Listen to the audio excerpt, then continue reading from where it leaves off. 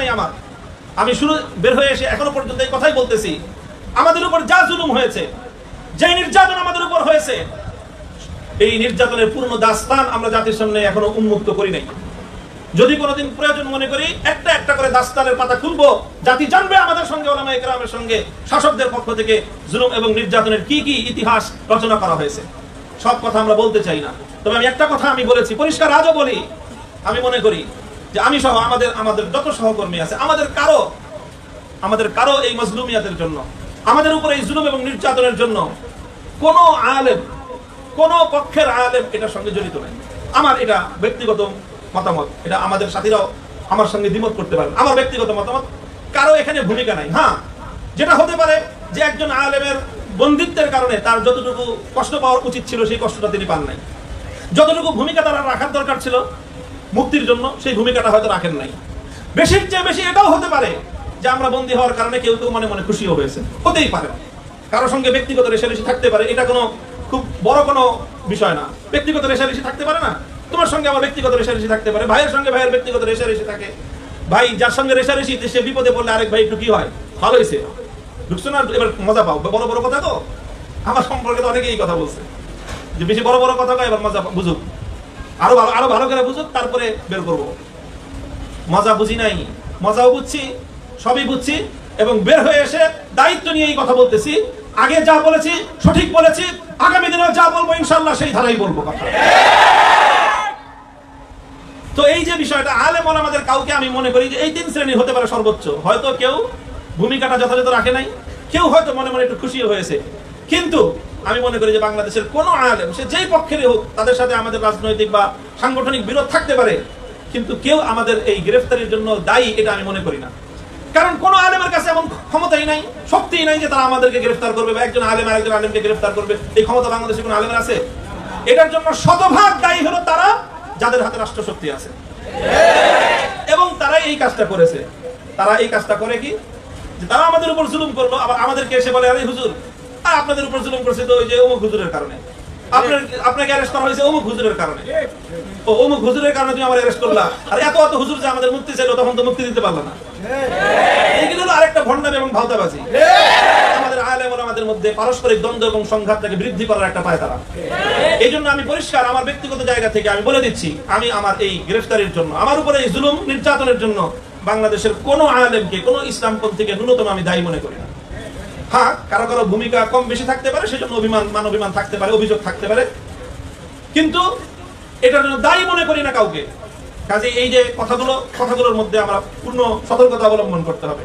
তবে কথা এটা এই যে জুলুম এবং নির্যাতন হলো, আমরা হলাম ভিকটিম, আমরা মজলুম। অন্যান্য উলামায়ে কেরামের কাছ থেকে আমরা যে আচরণটা আশা করি সেটা হলো এই, যারা আমাদের উপর জুলুম করলো, ততক্ষণ পর্যন্ত তারা এই জুলুমের জন্য তারা অনুতপ্ত না হবে, ততক্ষণ পর্যন্ত আমাদের আলেম ওলামারাও তারা তাদের সঙ্গে সম্পর্কটা ওই মাত্রায় রাখবেন। বেশি মাখামাখি যদি তাদের সাথে করেন, দেখতে আমাদের কষ্ট লাগে, অনেক খারাপ লাগে। কি বলবো তোমাদের কাছে, আমি জেলখানায় থেকে, আখেরি কথা লম্বা করবো না, শেষ কথা আমি এটা বলতেছি, জেলখানায় থাকতে ওই যে বিভিন্ন মেমোরি কার্ডের মাধ্যমে কিছু আহওয়াল জানার আমাদের সুযোগ ছিল। তো এই মেমোরি কার্ড লাগায় মনিটরের মধ্যে আমরা সবকিছু দেখতে পারতাম। সেখানে দেখলাম যে একজন আলেম, খুব এমনি ব্যক্তিগতভাবে যার ভক্ত বলা যায়, তার জ্ঞান গরিমা সব দিক থেকে খুব তার প্রতি আমার একটা ভক্তি ছিল। দেখলাম উনি এমন একজন মানুষের এমন ভূয়সী প্রশংসা করতেছেন যার হাত হাজারো মুসলিমের রক্তে রঞ্জিত, সেই জালেমের উনি এমন ভূয়সী প্রশংসা করতেছেন। এই জিনিসটা শোনার পরের দিন আমি কোর্টে গেলাম, কোর্ট থেকে আমি কারাগারে ফিরলাম। রাস্তায় রাস্তায় ওই জালেমের বিভিন্ন জায়গায় নানা রকম ছবি দেখি। যতবার ছবিটা দেখি ওই জালেমের কথা মনে পড়ে না, আমার ওই হুজুরের কথা মনে পড়ে। কষ্টে দিনটা কলিজা ফেলে যায় যে এরকম একজন মানুষের আপনি এরকম প্রশংসা করতেছেন। আপনি জানেন না, रहम करदन बर गो से फंदा जुल्म, रहम करदन बर तेज दंदा जुल्म बर गो से फंदा, रहम करदन बर तेज दंदा जुल्म बर तरहुम बर तेज दंदा तरहुम बर, যাই হোক কি কবিতা মুখস্থ নাই, বললাম আর কি মানা। হ্যাঁ, तरहुम बर तेज दंदा जुल्म असबर गो से फंदा। বাঘের উপর যদি তুমি করুণা করো, এটা শুধু তুমি বাঘের উপর করুণা করলা তা নয়, এটা বকরির উপর তুমি জুলুম করলা। জানি না, ওই কথা আমি কোনোদিন এতটা অনুভব করি নাই আগে নিজের উপর আসার আগ পর্যন্ত। আমার কাছে তখন মনে হয়েছে আমিও এরকম ভুল অনেক করেছি, অনেক ঘুরেছি।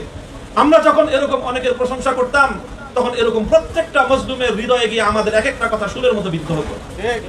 কাজে এই জন্য কোন জালেমের প্রশংসা করার সময় আমি সকলকে বলতেছি, মজলুমদের ওই আহাজারি বদদুয়া থেকে ভয় করা উচিত আমাদের। কোন জালেমের প্রশংসা করার আগে হাজারবার মজলুমদের কথা চিন্তা করা দরকার। আমরা নানা রকম হিকমত আবিষ্কার করে জালেমদের এই প্রশংসা করাকে বৈধতা দেওয়ার, হালাল করার চেষ্টা করি। হালাল করতে পারি, ফতোয়ার কলম তো নিজেদের হাতে আছে, কিন্তু মজলুমের হৃদয়ের আহাজারি বন্ধ করতে পারবি না। আল্লাহ না জানে ওটা কত কঠিন কোন বিপদ ডেকে আনতে পারে, বড় কঠিন পরিণাম বয়ে নিয়ে আসতে পারে। আল্লাহ হেফাজত করুক আমাদের সকলকে। এলোমেলো কয়েকটা কথা আমি বললাম, আমার এই কথার মধ্যে জানি না কোনো বেএতদালি হলো কিনা। আমাদের বারিধারা মাদ্রাসার মুহতামিম হযরত মাওলানা মনির হোসেন কাসেমি হাফিজাহুল্লাহ তাআলা, অনেক কথাই হয়েছে, সামনাসামনি আর খুব বেশি কথা আমি বলতে চাই না। তবে আমি আমার এই 3 বছরের জীবনে কারাবন্দী, আমার মধ্যে শারীরিক যতটা কষ্ট গেছে তার চেয়ে অনেক বেশি মানসিক যেই চাপটা আমি অনুভব করেছি, আমার এই মানসিক এই চাপের সময়, মানসিক এই মজলুমিয়াতের সময় যে লোকটা আমাকে সবচেয়ে বেশি হিম্মত আফজাই করেছেন, সবচেয়ে বেশি সাহস জুগিয়েছেন, যিনি, তার নাম হলো আল্লামা মনির হোসেন কাসেমি হাফিজাহুল্লাহ তাআলা। আমি আল্লাহর কাছে দোয়া করি আল্লাহ যেন তার এর পরিপূর্ণ জাযা ওনাকে দান করেন। আমিন। ওনার সবচেয়ে কঠিন বিপদের সময় যেন আল্লাহ পাক ঠিক এইভাবেই ওনার দস্তগিরি করেন। আমিন। আমাদের সকলের মধ্যে এই যে একটা ইত্তেহাদ, এই যে একটা বোঝাপড়া হয়েছে, এই যে একটা বোঝাপড়া হয়েছে, সাখাওয়াত হোসেন রাজি সাহেব হুজুর থেকে নিয়ে শুরু করে আমি পর্যন্ত, মধ্যখানে আমাদের বাকিরা সবাই আছেন।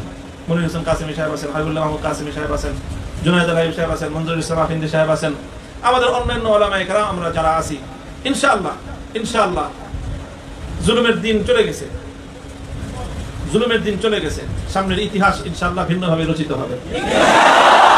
ছাত্র ভাইদেরকে এটার জন্য খুব দায়িত্বশীল হতে হবে, খুব দায়িত্বশীল।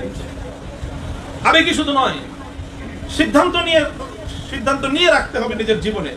আফিয়াতের জন্য আল্লাহর কাছে দোয়া করতে হবে যে আল্লাহ সহি সালামতে রাখো, দুর্বল মানুষ, বিপদ কঠিন দিও না।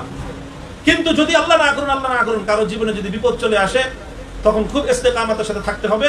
আলহামদুলিল্লাহ আমার অভিজ্ঞতা হলো এই, আল্লাহ পাক আমাদের জন্য পরীক্ষা খুব বেশি কঠিন করেন না। আমরা সামান্য একটু ইস্তেকামতের সাথে থাকতে পারলে আল্লাহর পক্ষ থেকে এমন গায়েবে নুসরত চলে আসে, যেটা আমাদের বড়দের ওই পরিমাণ আল্লাহ সাহায্য পাইতে আরো অনেক লম্বা ত্যাগ আর কোরবানি দিতে হয়েছে। আমরা যেহেতু দুর্বল, আল্লাহ আমাদের সঙ্গে দুর্বলের মুআমালা করতেছেন। ইনশাআল্লাহ ইস্তেকামতের সাথে থাকবো, হক এবং হাক্কানিয়তের সাথে থাকবো, হিম্মতের সাথে থাকবো। আর হলো মূল ওই উসুল মনে রাখতে হবে, আমরা হটকারিতার পথেও চলবো না। হ্যাঁ, খুব মুখস্থ রাখবা, চাটুকারিতা এটা কিন্তু এখন আমাদের নতুন ফিতনা। পুরা উলামায়ে বাংলাদেশকে চাটুকার জাতিতে পরিণত করার নানা রকম আয়োজন চলছে।